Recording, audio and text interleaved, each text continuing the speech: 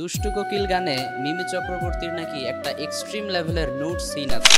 তুফান মুভিতে সাকিব খানকে জিজ্ঞাসা করা হয়েছিল তুই কি চাস, উত্তরে সে বলেছিল পুরো দেশ। সিনেমার স্ট্যান্ডার্ড নামতে নামতে এখন এমন পর্যায়ে এসেছে যে পাশে গার্লফ্রেন্ডকে রেখে এ ধরনের সিনেমা দেখতেও লজ্জা লাগবে। কেউ জানতে জানতে হয় জানোয়ার, কেউ জানতে জানতে আল্লাহর ওলি হয়।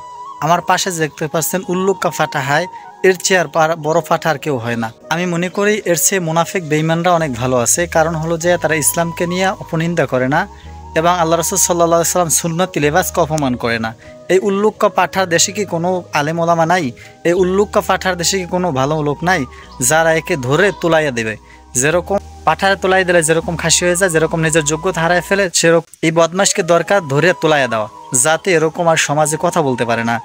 ইসলাম নিয়ে এতটা পরিমাণ খারাপ কটূক্তিমূলক কথা বলে, গার্লফ্রেন্ড বয়ফ্রেন্ড নিয়ে শুরু করে এমন কোনো জায়গার ইস্যু নাই যেই জায়গা বলে নাই।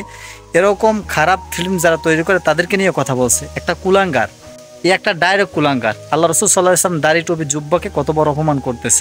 একে আল্লাহ তাআলা মনে হয় হেদায়েত দান করবেন না।